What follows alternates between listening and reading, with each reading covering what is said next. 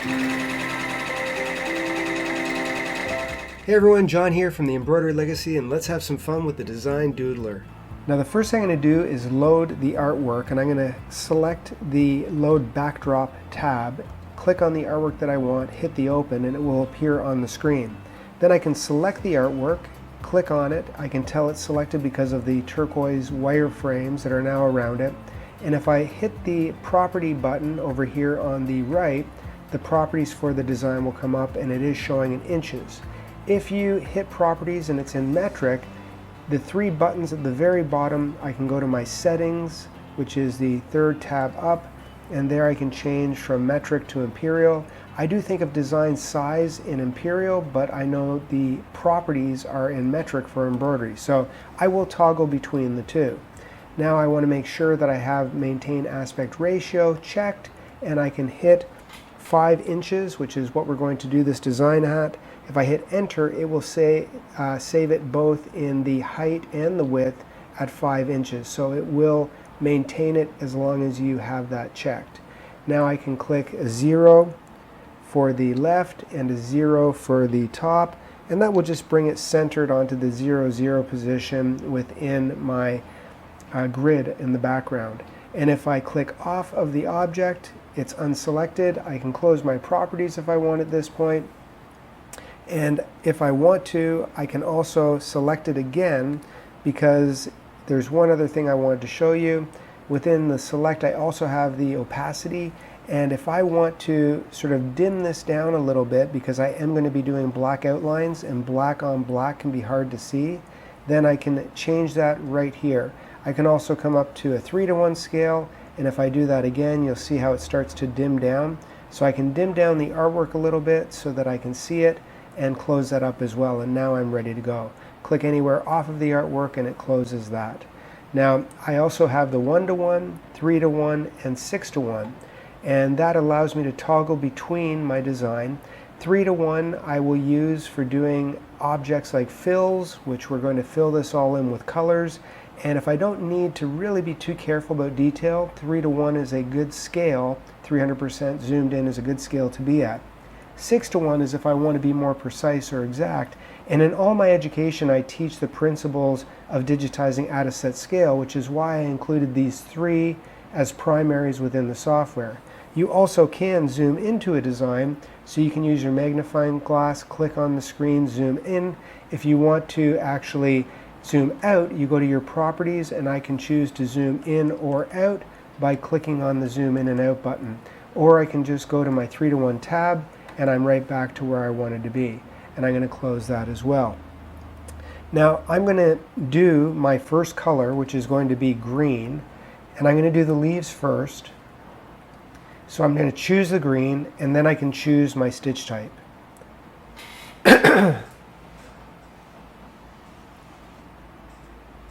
Now within my widget, I have all of my different stitch types here on the widget. It becomes active when I click on the center of it. And I have my brushes, which I have all of my different brushes or stitch types to choose from. I'm going to choose a fill stitch for this.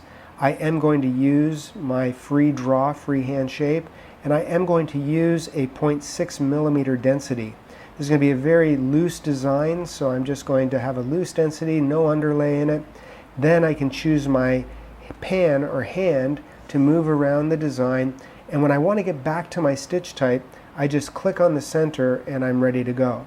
So as long as my color is chosen, I've chosen my density and the brush and the shape that I want, now I can just draw right on the screen, and I'm just going to follow the outline and then come right up to the top and then follow it back, and I'm going to come close to where I started, let go, and it's going to actually create that object.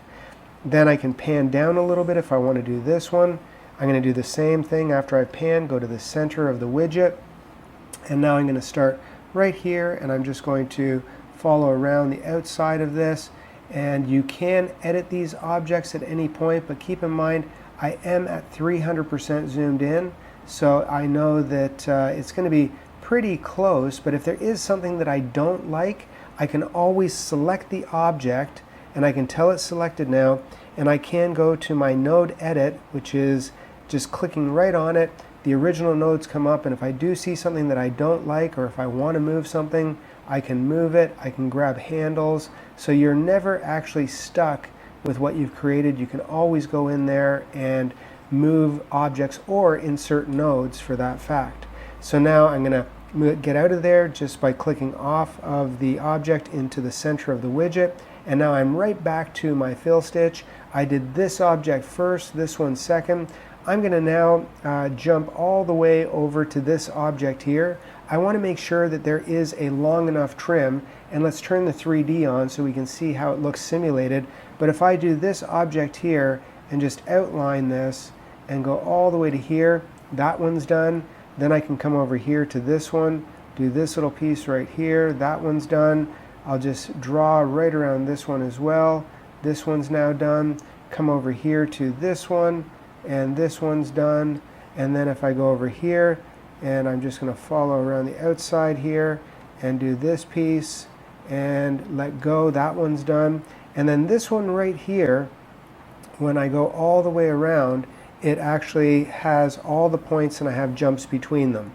If at some point I do see a line connecting because I wasn't far enough away, I'll just show you an example of that. If I select this object right here, and if I go into my properties right now and I want to view the entry exit points, that's the start and stop, I have all of these options of showing commands and entry exit points, outlines. I'm going to click on that, and I'm going to go to my edit nodes, and I can see now by the little red dot and the green dot, that is my start and my stop point.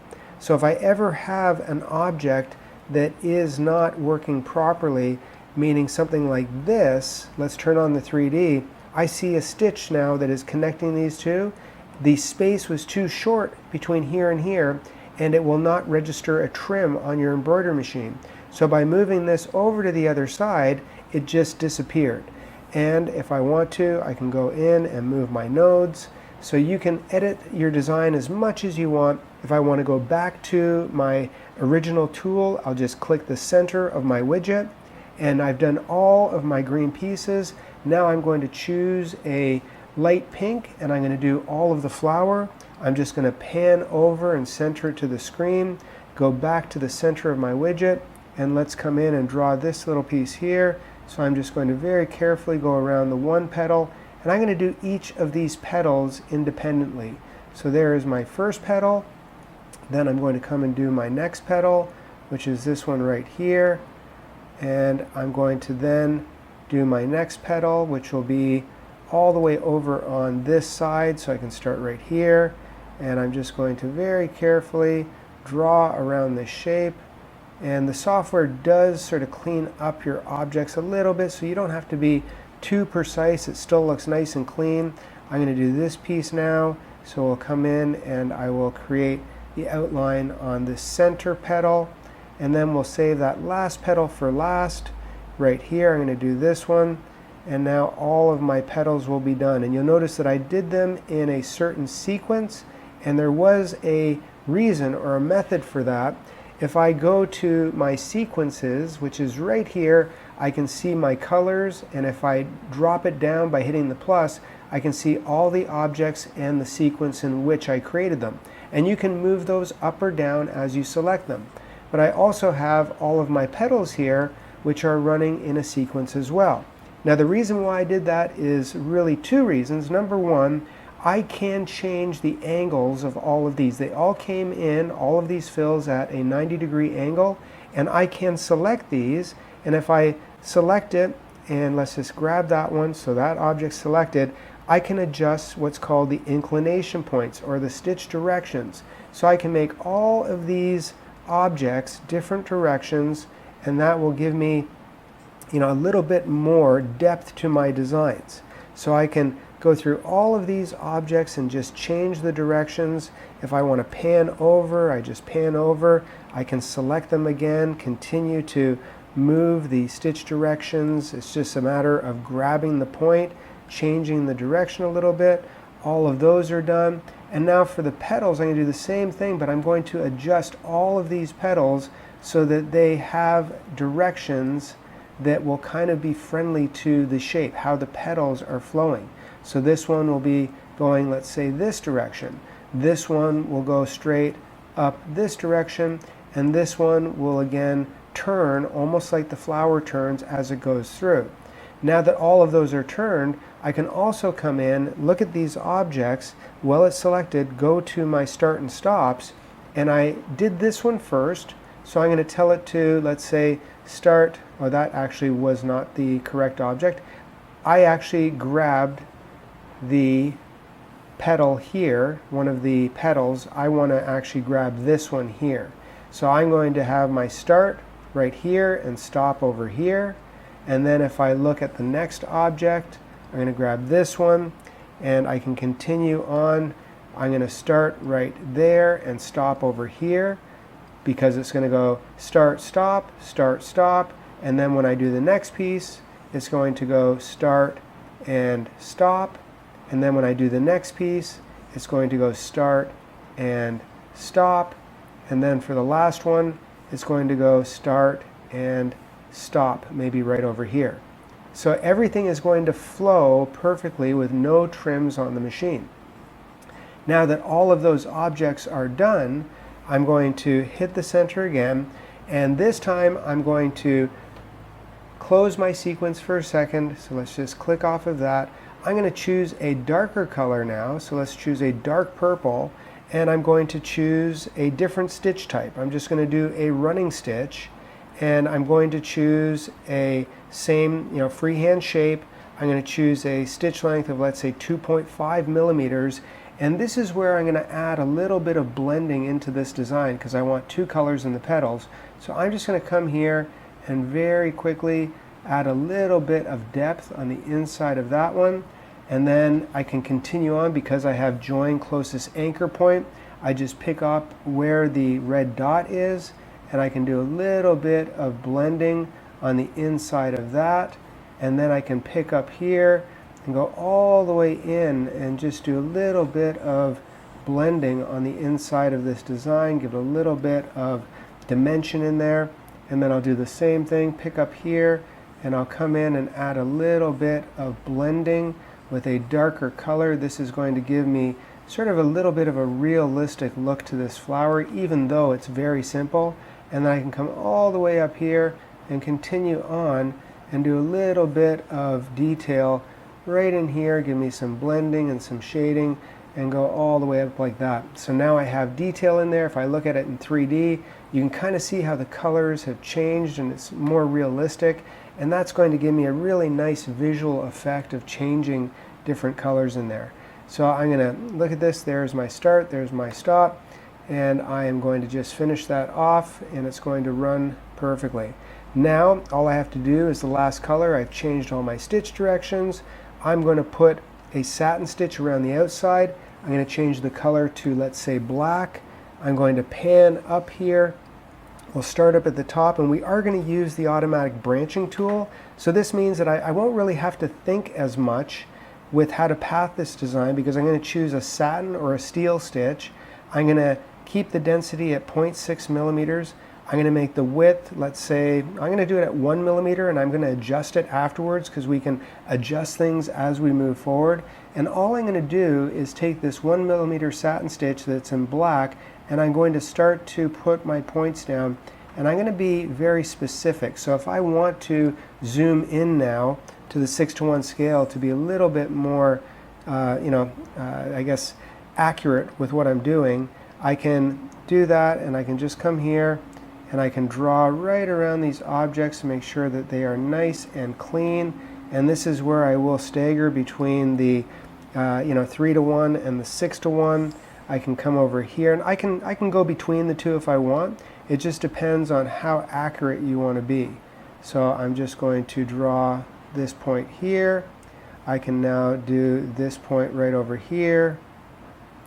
And you don't have to do it in any exact, sequence, and that's the beauty of the automatic branching, is no matter how I create this, the software will afterwards branch it together in a way so that there will be no unnecessary jumps or trims. I can pan over a little bit just so I can see my object. I'm going to hit back to the center, and now I'm just going to continue on Let's have this one right to here, go all the way over to the other side. I just have to make sure for the branching to work that I end up touching objects together. That's the main thing, is I want to make sure that objects are touching. And this one here is going to go all the way like this. And keep in mind, if you do have anything that you don't like, you can always go in after the fact. If I want to select an object like this one right here, I can always make sure that I have the right object selected by going to my path, and let's just make sure, because I don't want that object selected. I want this object here selected. So I know that one's selected, and I can come in now and move that so that I know it's going to cover properly.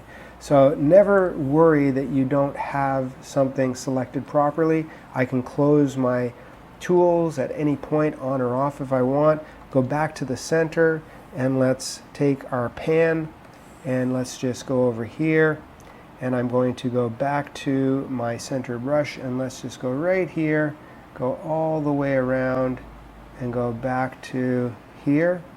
And I'll do the same thing with this one, go all the way around, draw nice clean lines.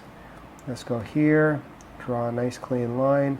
Again, just making sure that all of my objects are going to touch when I'm done. That is the key, to make sure that your objects are all touching before you branch. If there is a gap, if they aren't touching, then the software won't know how to branch them properly. For some of the longer lines, I'll probably go back to my 3:1 scale, just so that I don't have to pan while I'm trying to draw an object. And with this one, we're just going to start right here.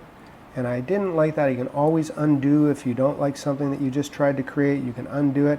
And I'll just start over again. And I'll come here. I'll go over to here. And I'll work my way around so that this goes up to here and then back down to where I started, right over here. And I could continue to come down if I want. When I let go, I can pan down, pick right back up where I left off, and I have finished that object. Now let's just continue on. Let's go right here, have this object go all the way down into this one, and then pan over. Couple more objects to go. Again, just going around the outside like this, coming back in like this, and then I'm going to, and actually I can see that line there, it kind of messed up a little bit, so I have two options. I could undo, or I could just go in and edit. So the choice is yours. Let's try the edit first. So I'm going to grab that object that I just created. Let's zoom in to see what happened first. So I'm going to zoom in a little bit, and you can see all of those strange little stitches. So let's grab that one, and I can see what's happening here. I just have too many points that are all on top of each other, so let's move those around, and that cleaned it up right there. So I'm good to go now. Now I'm going to go back to my 6:1 scale. Let's go to 3:1. I should only have one more line to finish, which is this line down the center. Click on the center of my widget to grab that tool again. Let's go down here, and let's just grab this one and go all the way up to there and let go. And there is my design. It is done. Let's go to a fit to screen, just so we can see everything on the screen. So there, that design is fitting on the screen now. I'm going to hide my artwork for a second. And what you can see is a design with a whole bunch of trims and jumps right now. That will not look good for embroidery and will not embroider very well. And that's why we want to make sure that we grab our sequence view, and I'm going to tab on all of those so that I just grab all of the black pieces, and then I'm going to tell it to auto branch. And you'll see that it automatically connected all of those objects in a logical way, so they're going to sew out well. Now, while it's selected, that 1mm stitch is a little bit too thin, so you can always go in even after an object is branched, and I can take that and I can make that, let's say, 1.4mm, and that's going to thicken that up and give me a thicker border around the outside, so it's going to sew out nice and clean. And there is my design. It is done.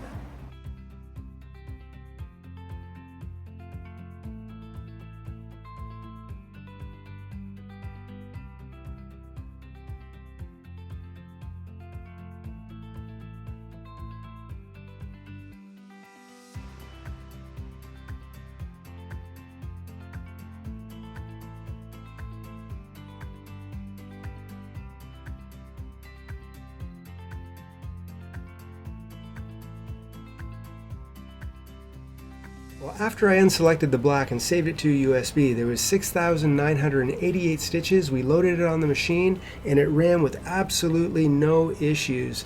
The detail lines up perfectly, it's nice and soft, and I like the little bit of running stitch detail that I used within the darker color in the petals.